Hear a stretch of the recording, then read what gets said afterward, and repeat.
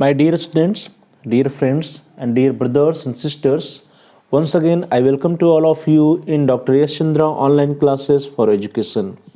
मेरे प्रिय विद्यार्थियों, प्यारे भाई और बहनों, प्यारे साथियों, प्यारे मित्रों, मैं आप सभी लोगों का doctor Yash Chandra online classes for education में बहुत स्वागत करता हूं।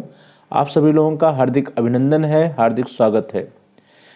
प्रिय विद्यार्थियों, प्रिय साथियों, आज की क्लास में हम सभी लोग कुछ एजुकेशनल सोशियोलॉजी या सोशियोलॉजी से रिलेटेड एक महत्वपूर्ण टॉपिक जिसको संस्कार कहते हैं उसके बारे में चर्चा करेंगे। हम लोग देखेंगे कि संस्कार का अर्थ क्या है, what is the meaning of संस्कार।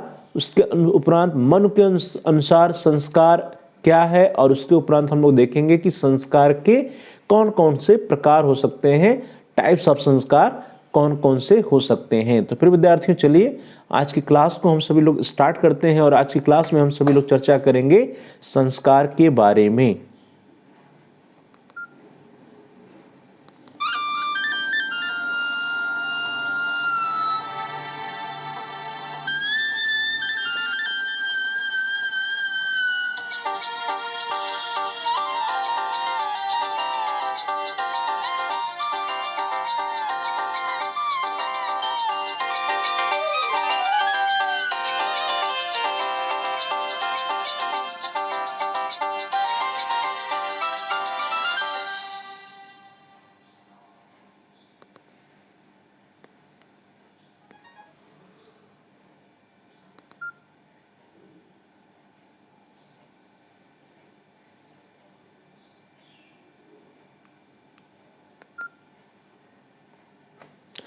चलिए दोस्तों, स्टार्ट करते हैं। संस्कार, एक संस्कार जो शब्द है ये हम सभी लोगों के लिए बहुत ही महत्वपूर्ण है। खास करके भारतीय जीवन शैली के लिए इस संस्कार जो है बहुत ही इम्पोर्टेंट होता है, महत्वपूर्ण होता है।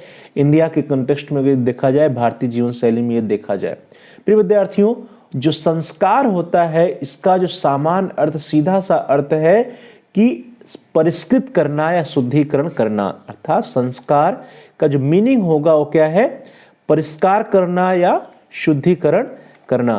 तो सीधे सीधे संस्कार का अर्थ क्या है दोस्तों, परिष्कार करना या शुद्धि करना। अर्थात यदि हम लोग संस्कार की बात करते हैं कि किसी बालक को संस्कार दिया जा रहा है, अर्थात उसको जो है ज्ञान दिए जा रहे हैं और उसके अंदर जो बुराइयां हैं उन बुराइयों को निकालने का काम या उस बुराइयों से दूर रखने का कार्य जो किया जाता है वो संस्कार के द्वारा किया जाता है। तो प्रिय विद्यार्थियों, जो संस्कार का सामान्य अर्थ है वो क्या है, परिष्कार करना या शुद्धि करना।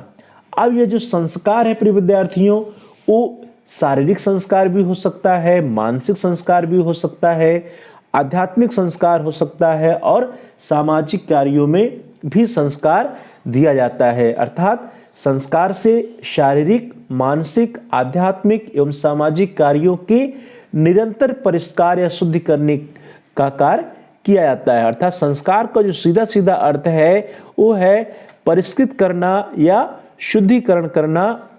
और ये जो परिष्करण या शुद्धिकरण है प्रिय विद्यार्थियों, ये क्या है, वो शारीरिक रूप से शुद्धिकरण या शारीरिक परिष्कार करना, मानसिक रूप से शुद्धिकरण या मानसिक परिष्कार करना, आध्यात्मिक रूप से शुद्धिकरण करना या आध्यात्मिक परिष्कार करना, और साथ ही साथ जो सोशल वर्क्स हैं, सामाजिक कार्य है, इन सभी सामाजिक कार्यों में परिष्कृत करना या शुद्धिकरण करने का कार्य जो है संस्कार के द्वारा किया जाता है। तो प्रिय विद्यार्थियों, इस तरह से यह स्पष्ट है कि जो संस्कार का सीधा सीधा अर्थ है, सामान्य अर्थ है, वो क्या है, शुद्धिकरण करना या परिष्कार करना। और यह जो संस्कार है वो शारीरिक संस्कार भी होता है, मानसिक संस्कार भी होता है, आध्यात्मिक संस्कार भी होता है और सामाजिक कार्यों में भी संस्कार दिया जाता है। चलिए आगे बढ़ते हैं। अब हम लोग बात करेंगे कि मन के अनुसार संस्कार क्या है और संस्कार जो है किसको किसको दिया जाता है। तो प्रिय विद्यार्थियों, जैसा आप सभी लोगों ने मन का नाम सुना होगा, तो मन के अनुसार भी संस्कार क्या है, शुद्धिकरण करना है या परिष्कृत करना है। प्रिय विद्यार्थियों, यदि हम लोग मन की बात करते हैं तो मन ने कहा है कि जो चार वर्ण है, जिसको हम लोग क्या कहते हैं प्रिय विद्यार्थियों, ब्राह्मण, क्षत्रिय, वैश्य और शूद्र। तो मनु ने माना है कि चाहे वो ब्राह्मण हो, चाहे वो क्षत्रिय हो, चाहे वो वैश्य हो या फिर शूद्र हो, इस सभी की सभी वर्ण जो है, इस सभी के सभी वर्ण क्या है, शूद्र के रूप में जन्म लेते हैं। ध्यान दीजिए कि ब्राह्मण भी या क्षत्रिय हो या वैश्य हो या शूद्र हो, ये सभी मूलतः शूद्र के रूप में ही जन्म लेते हैं। परंतु अब इस शूद्र से भिन्न कैसे होते हैं? मनु ने कहा है, मनु के अनुसार, कि सभी के सभी वर्ण क्या है, शूद्र हैं, लेकिन जन्म के उपरांत कुछ संस्कार किए जाते हैं। कुछ संस्कार के उपरांत ये सभी जो है शूद्र नहीं रह जाते। उसमें से किसके किसके लिए संस्कार है? प्रिय विद्यार्थियों देखिए, वो संस्कार है ब्राह्मण के लिए, क्षत्रिय के लिए और वैश्य के लिए। ब्राह्मण, क्षत्रिय और वैश्य जो है कुछ संस्कारों के द्वारा शूद्र नहीं रह जाता, जबकि वो पैदा होता है, जब जन्म लेता है तो शूद्र के रूप में ही होता है, ऐसा मनु जी का मानना है। प्रिय विद्यार्थियों, मनु के अनुसार ब्राह्मण, क्षत्रिय, वैश्य और शूद्र सभी मूलतः शूद्र के रूप में ही जन्म लेते हैं, परंतु उसके पश्चात जो है संस्कार के उपरांत वे सभी द्विज बन जाते हैं। कहा गया है कि संस्कारतः द्विज उज्जते। ध्यान दीजिएगा, यहाँ पे थोड़ा सा एक करेक्शन कर लेना है हम लोगों को। वो क्या है? संस्कारतः द्विज उच्चते। यहाँ पे हो जाएगा संस्कारतः द्विज उच्चते। इसकी जगह है संस्कारतः द्विज उच्चते। तो जो संस्कारतः द्विज उच्चते है प्रिय विद्यार्थियों, इसका अर्थ होता है कि धार्मिक संस्कारों के द्वारा द्विज होना। और धार्मिक संस्कारों के द्वारा द्विज कौन कौन हो सकता है? धार्मिक संस्कारों के द्वारा प्रिय विद्यार्थियों ब्राह्मण, क्षत्रिय और वैश्य जो है वे द्विज हो जाते हैं। तो इस तरह से मनु ने माना है कि प्रारंभ में जो मूलतः जितने भी प्राणी जन्म लेते हैं, चाहे वो ब्राह्मण हो, क्षत्रिय हो, वैश्य हो या शूद्र हो, वे सभी क्या होते हैं? मूलतः शूद्र होते हैं, परंतु संस्कारों के द्वारा वे सभी द्विज हो जाते हैं। और इस संस्कार किसके लिए है प्रिय विद्यार्थियों?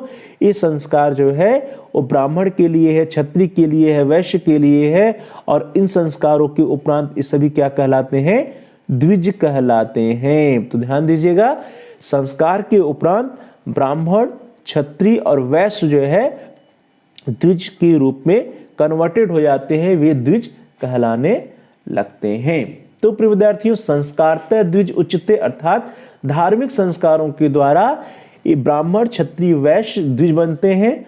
और इसका कहने का अभिप्राय यह है कि जब ब्राह्मण, क्षत्रिय, वैश्य जो है कुछ धार्मिक संस्कारों को पूरा कर लेते हैं तो वे सभी क्या कहलाने लगते हैं? द्विज कहलाने लगते हैं, ऐसा मनु जी का मानना है। चलिए आगे हम लोग देखते हैं कि संस्कार के प्रकार कौन कौन से हैं। तो प्रिय विद्यार्थियों, यदि हम लोग मनु की बात करते हैं तो मनु स्मृति में कुल जो है 13 संस्कार बताए गए हैं। देयर आर 13 टाइप्स ऑफ संस्कार अकॉर्डिंग टू मनु स्मृति। तो मनु स्मृति के हिसाब से कुल 13 संस्कार हैं। चलिए हम लोग देख लेते हैं कि बारी बारी से वो कौन कौन से संस्कार हैं। तो जो सबसे पहला संस्कार है प्रिय विद्यार्थियों, वो संस्कार है गर्भाधान संस्कार। प्रिय विद्यार्थियों, ये गर्भाधान संस्कार जो है वो प्रथम संस्कार होता है मनु स्मृति के अनुसार, और इस संस्कार का जो उद्देश्य होता है वो गर्भ का शुद्धिकरण करना होता है। तो फिर विद्यार्थियों, द फर्स्ट टाइप ऑफ संस्कार जो है वो कौन सा है? गर्भाधान संस्कार है। और गर्भाधान संस्कार के द्वारा गर्भ का शुद्धिकरण किया जाता है। गर्भाधान संस्कार द्वारा गर्भ का शुद्धिकरण किया जाता है और इसके लिए हवन आदि किया जाता है। हवन आदि के द्वारा जो है गर्भाधान संस्कार में गर्भ का शुद्धिकरण किया जाता है। और इसका जो उद्देश्य होता है प्रिय विद्यार्थियों, क्या होता है? पुत्रोत्पादन होता है। तो पुत्र के उत्पादन या पुत्रोत्पादन हेतु जो है गर्भाधान संस्कार किया जाता है। और यह जो है कुछ हवन आदि के द्वारा जो है गर्भ का शुद्धिकरण इस संस्कार के अंतर्गत होता है। चलिए आगे बढ़ते हैं। अगला जो संस्कार है दैट इज पुंसवन संस्कार। जो सेकेंड टाइप ऑफ संस्कार है प्रिय विद्यार्थियों, उसको हम लोग पुंसवन संस्कार कहते हैं। और यह संस्कार जो है गर्भधारण होने के चौथे मास में किया जाता है। ध्यान दीजिए, गर्भधारण के 4th मंथ में, चौथे मास में पुंसवन संस्कार किया जाता है। और इस संस्कार का जो प्रमुख उद्देश्य होता है वो क्या होता है? इस संस्कार में पुत्र की कामना की जाती है कि आने वाले समय में पुत्र की प्राप्ति हो, जो गर्भ के अंदर जो शिशु है वो क्या हो?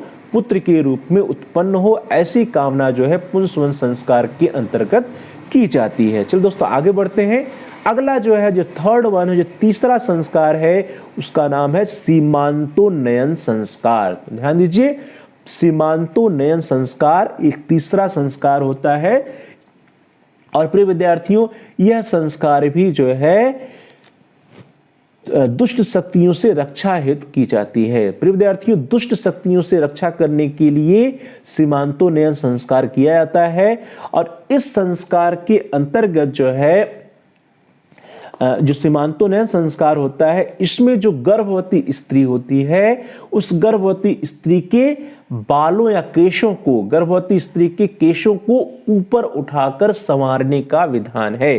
तो ध्यान दीजिए, जो सीमांतोन्नयन संस्कार है प्रिय विद्यार्थियों, इस संस्कार जो है दुष्ट शक्तियों से रक्षा करने हेतु किया जाता है। और इस संस्कार के अंतर्गत जो गर्भवती स्त्री होती है, उस स्त्री के केशों को ऊपर उठाकर संवारने का विधान किया जाता है। और यह जो कार्य होता है, यह कार्य 4th मंथ में किया जाता है, चौथे माह में, जब गर्भधारण के चौथे मास में यह कार्य किया जाता है। और यह कार्य जो है उस स्त्री के हस्बैंड या पति के द्वारा किया जाता है। तो प्रिय विद्यार्थियों, गर्भधारण संस्कार, गर्भधारण के चौथे मास में सीमांतोन्नयन संस्कार किया जाता है। और इस संस्कार का जो प्रमुख उद्देश्य होता है, वो होता है दुष्ट शक्तियों से रक्षा करना।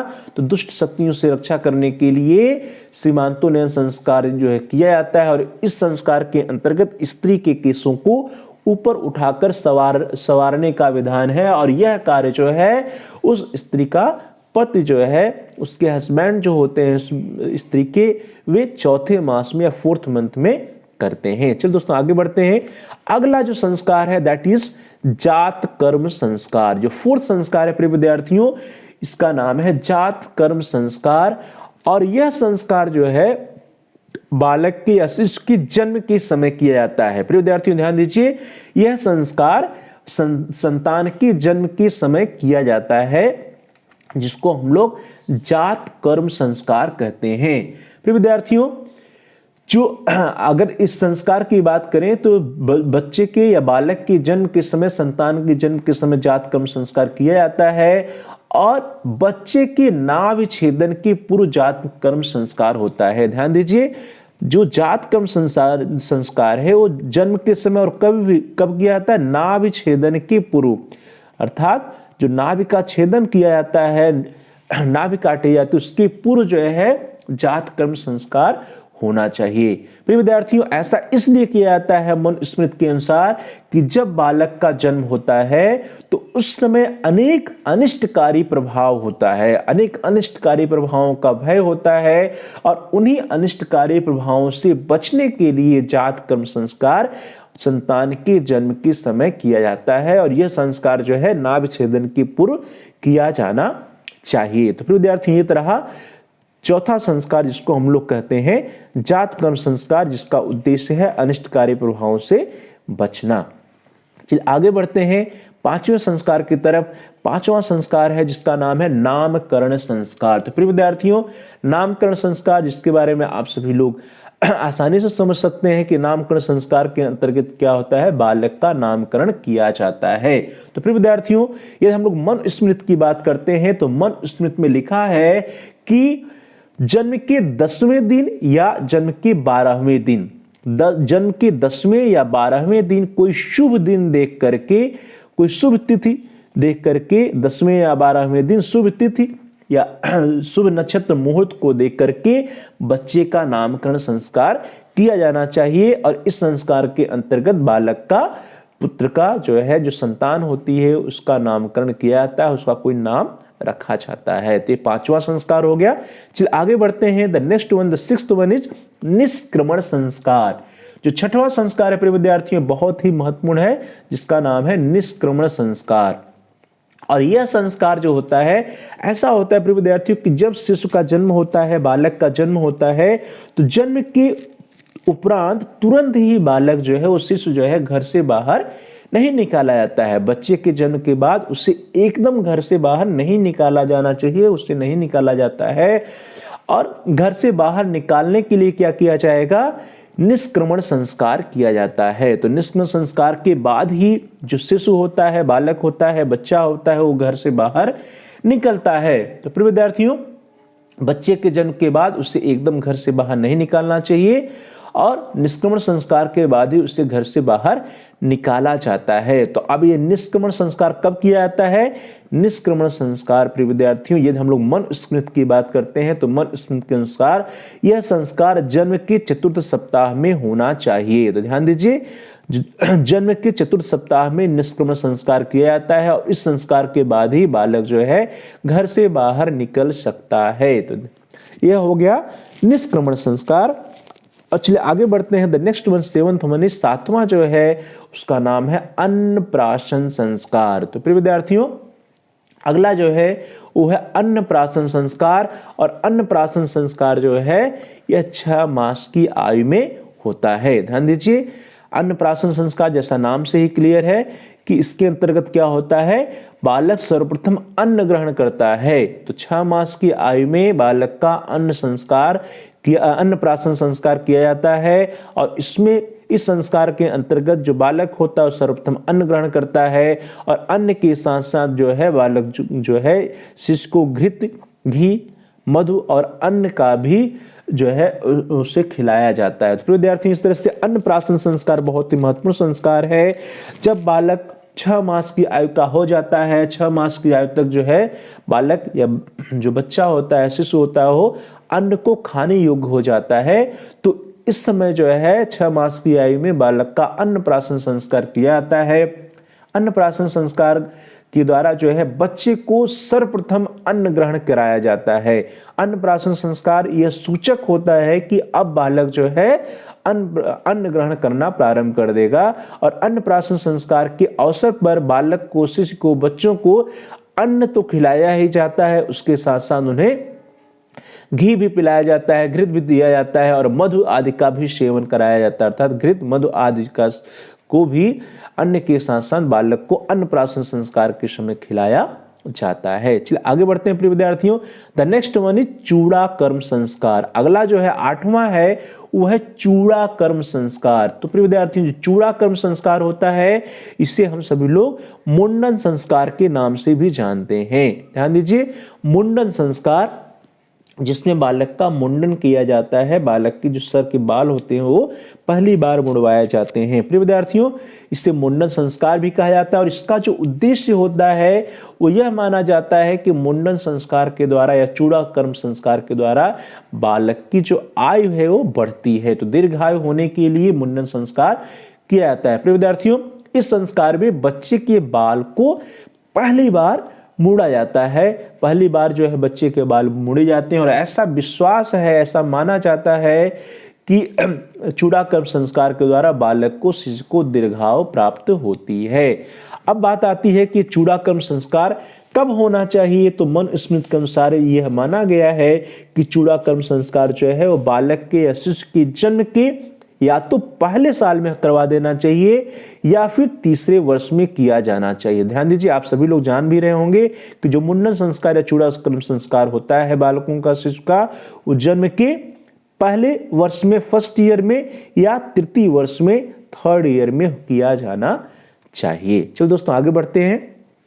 अगला संस्कार है द नेक्स्ट वन इज कर्ण छेदन संस्कार। तो कर्ण छेदन संस्कार प्रिय विद्यार्थियों, इसका नाम से यह स्पष्ट है कि कर्ण छेदन संस्कार के अंतर्गत शिशु का या बालक का कान छेदा जाता है। तो प्रिय विद्यार्थियों, इस संस्कार के द्वारा बच्चे का कान छेदा जाता है।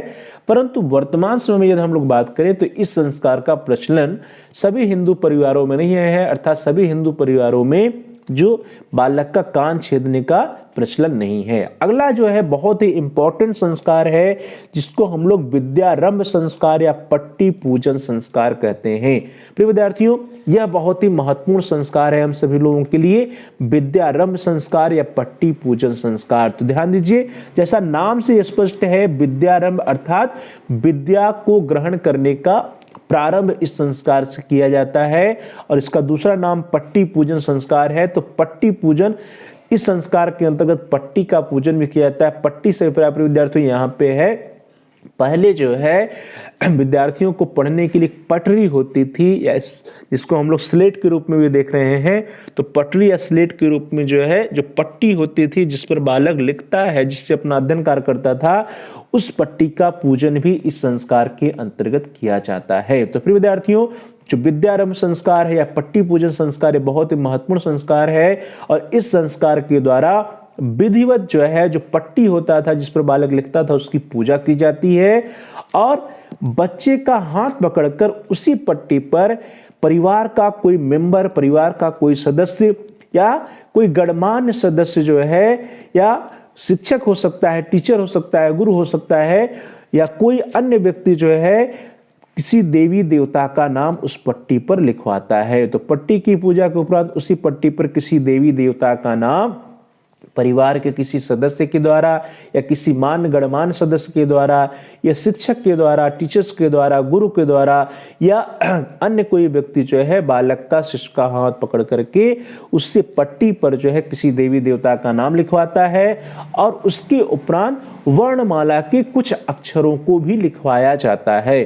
तो वर्णमाला के कुछ अक्षरों को भी लिखवाया जाता है, देवी देवता का नाम लिखवाया जाता है। और इस तरह से बालक का जो है विद्या को ग्रहण करना प्रारंभ हो जाता है। बालक अब से जो है विद्या ग्रहण करना प्रारंभ कर देता है। तो प्रिय विद्यार्थियों, ये बहुत ही महत्वपूर्ण संस्कार है हम सभी लोगों के लिए, जिसका नाम क्या है?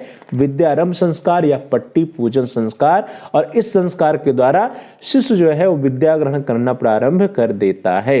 अगला है द नेक्स्ट वन इज उपनयन संस्कार। तो प्रिय विद्यार्थियों, जैसा कि हम लोगों ने देखा कि विद्यारंभ संस्कार या पट्टी पूजन संस्कार में बालक जो है विद्या ग्रहण करना प्रारंभ कर देता है, परंतु औपचारिक रूप से, फॉर्मल रूप से बालक जो है विद्या या शिक्षा ग्रहण करना तब प्रारंभ करता है जब उसका गुरुकुल में प्रवेश होता है। और गुरुकुल में प्रवेश करने के लिए प्रिय विद्यार्थियों एक महत्वपूर्ण संस्कार है जिसे हम सभी लोग उपनयन संस्कार कहते हैं।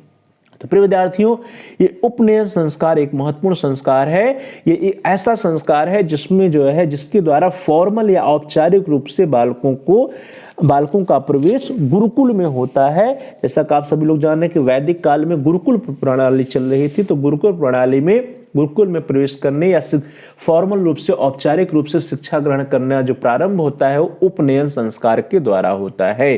और प्रिय विद्यार्थियों, मनुस्मृति की बात करते हैं, मन की बात करते हैं या वैदिक काल की बात करते हैं, तो वहां पे जैसा कि हम लोगों ने पहले ही चर्चा किया था कि जो शिक्षा ग्रहण करने या संस्कार प्राप्त करने का अधिकार किसको किसको था? सर्वप्रथम ब्राह्मण को था, उसके उपरांत क्षत्रिय को था प्रिय विद्यार्थियों, और उसके उपरांत वैश्य को था। सबसे बड़ी बुराई क्या है कि वैदिक काल में या मनुस्मृति के अनुसार जो शिक्षा है या जो संस्कार है वो जो है किसके लिए नहीं था? शूद्रों के लिए नहीं था।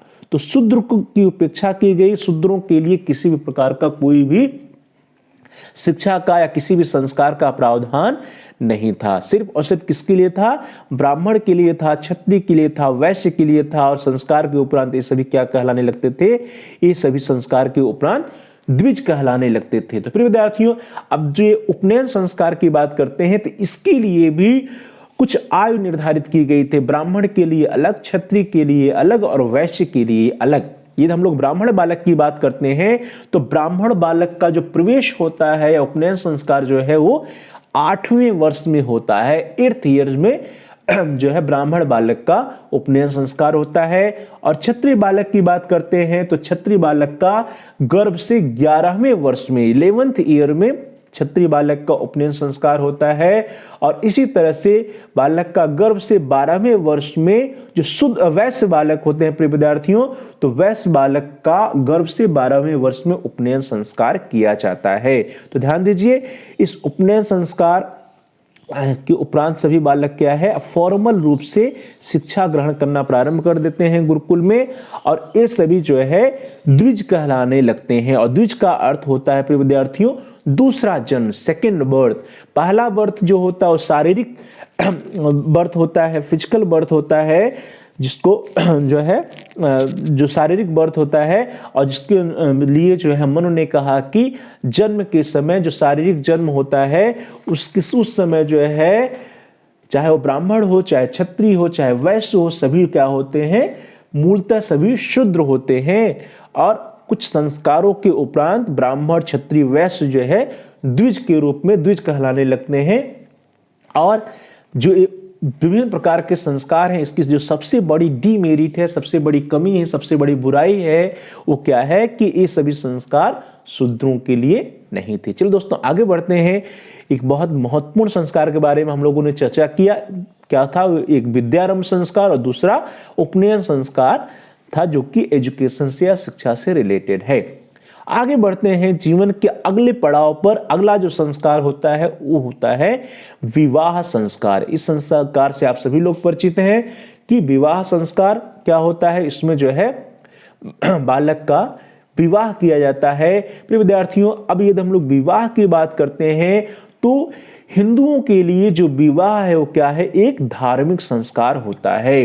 विवाह की जो संस्कार है वो हिंदुओं के लिए विवाह क्या है? एक धार्मिक संस्कार है, क्योंकि हिंदू जो है वो विवाह को एक पवित्र एवं ईश्वर द्वारा निश्चित बंधन मानते हैं। प्रिय विद्यार्थियों, जो शादी है, विवाह जो है हिंदुओं में किया जाता है, वो हिंदुओं में जो है शादी या विवाह को एक धार्मिक संस्कार माना जाता है। इसको एक पवित्र एवं ईश्वर द्वारा निश्चित बंधन के रूप में माना जाता है। तो इस तरह से ये क्या है? एक पवित्र संस्कार है, एक धार्मिक संस्कार है। विवाह पद्धति के अंतर्गत कुछ ऐसे धार्मिक तरीके या धार्मिक कृत्य होते हैं, धार्मिक कृत्य संपादित किए जाते हैं, जिसके उपरांत ही विवाह को पूर्ण माना जाता है। तो प्रिय विद्यार्थियों, इस विवाह पद्धति के अंतर्गत कुछ ऐसे धार्मिक तरीके या धार्मिक कृत्य होते हैं जिनको संपादित किया जाता है और उसके संपादन के उपरांत ही विवाह को पूर्ण माना जाता है। आप सभी लोग जानते हैं कि धार्मिक कृत्य में क्या होते हैं। उस धार्मिक कुछ होम होता है, पाणिग्रहण होता है, कुछ अनेक प्रकार के संस्कार जो है किए जाते हैं विवाह में, हिंदू विवाह में। और उन सभी संस्कारों, उन सभी धार्मिक कृत्यों के उपरांत ही इस विवाह को पूर्ण माना जाता है। और यह विवाह जो है क्या है? एक पवित्र बंधन है, पवित्र और ईश्वर द्वारा एक निश्चित बंधन के रूप में हिंदुओं के बीच में माना जाता है। तो प्रिय विद्यार्थियों, हिंदुओं के लिए विवाह क्या है? एक धार्मिक संस्कार है। चलिए आगे बढ़ते हैं और अब हम लोग बात करेंगे जीवन के अंतिम संस्कार की, जिसका नाम है अंत्येष्टि संस्कार। जो 13वां है प्रिय विद्यार्थियों, वो है अंत्येष्टि संस्कार। तो यह क्या है? जीवन का अंतिम संस्कार होता है। अंत्येष्टि संस्कार जीवन का अंतिम संस्कार है और आप सभी लोग इसके बारे में भली भांति परिचित हैं कि यह संस्कार कब होता है? जब व्यक्ति की मृत्यु हो जाती है तो मृत्यु के उपरांत अंत्येष्टि संस्कार किया जाता है। तो मृत्यु के बाद अंत्येष्टि संस्कार किया जाता है और यह संस्कार अधिकांशतः पुत्र के द्वारा किया जाता है, अर्थात जो व्यक्ति का पुत्र होता है उस पुत्र के द्वारा अंत्येष्टि संस्कार किया जाता है। और इसका जो उद्देश्य होता है वो क्या होता है?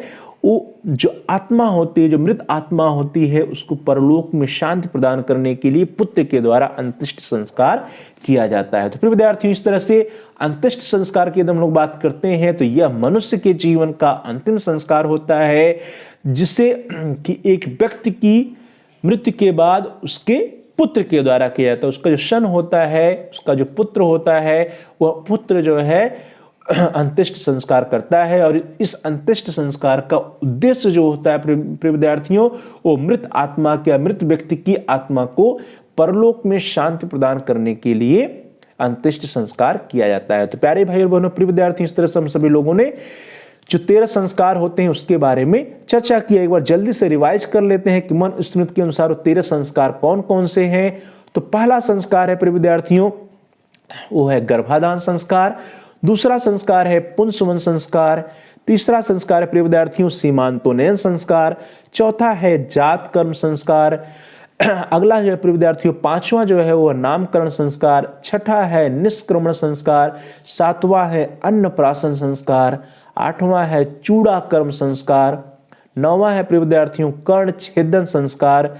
10वां है बहुत ही इंपॉर्टेंट विद्यारंभ या पट्टी पूजन संस्कार। और 11वां है उपनयन संस्कार, जिसमें कि फॉर्मल एजुकेशन प्रारंभ होता है। 12वां है प्रिय विद्यार्थियों विवाह संस्कार और 13वां है अंत्येष्टि संस्कार। तो प्रिय विद्यार्थियों, इस तरह से इस वीडियो के अंतर्गत इस कक्षा में, आज की कक्षा में हम सभी लोगों ने चर्चा किया कि संस्कार क्या होता है, मन के अनुसार संस्कार क्या क्या है, संस्कार का प्रावधान किस किस वर्ण के लिए है, जिसमें हम लोगों ने देखा कि सिर्फ और सिर्फ ब्राह्मण, क्षत्रिय और वैश्य के लिए संस्कार का प्रावधान है, शूद्र के लिए किसी भी प्रकार का संस्कार का प्रावधान नहीं है। और संस्कारों के उपरांत ब्राह्मण, क्षत्रिय और वैश्य जो है वे द्विज कहलाने लगते हैं। तो चलिए दोस्तों, आप सभी लोगों का बहुत बहुत धन्यवाद। Thanks for watching, thanks to all of you. Please like, share and comment on the video, also subscribe the channel. आप सभी लोग इस वीडियो को लाइक करिए और इस वीडियो को अधिक से अधिक अपने दोस्तों में, फ्रेंड सर्किल में, मित्रों के साथ शेयर करिए। और साथ ही साथ आप इस वीडियो पर कमेंट्स भी कर सकते हैं। कमेंट्स के द्वारा आपका कोई भी महत्वपूर्ण सुझाव हो या कोई प्रश्न हो, कोई समस्या है, तो उसको आप हम तक पहुंचा सकते हैं। हम आपके प्रश्नों का उत्तर देने का प्रयास करेंगे। आपके जो भी मूल्यवान सुझाव होंगे, वैल्यूएबल सजेशंस होंगी, उस पर अनुपालन करने का प्रयास करेंगे। तो please like, share and comment on the video, also subscribe the channel. आप सभी प्रिय विद्यार्थियों में से, प्यारे भाई और बहनों में से, प्यारे साथियों में से जिन लोगों ने अभी तक चैनल को सब्सक्राइब नहीं किया है, आप चैनल को सब्सक्राइब कर लीजिए, जिससे कि आप अपने कोर्स से रिलेटेड सभी वीडियोज को प्लेलिस्ट में जाकर के आसानी से ढूंढ करके, आसानी से सर्च करके देख पाएं। इसके लिए जरूरी है कि आप चैनल को सब्सक्राइब कर लीजिए। और साथ ही साथ सब्सक्राइब के बगल में घंटी का आकार है, बेल का आइकन बना है, ये जो लाल है, रेड है, तो उसको आप प्रेस करिए। उसको दबाने पर कुछ विकल्प आते हैं, उन विकल्पों में से आप ऑल के ऑप्शन को सिलेक्ट कर लीजिए।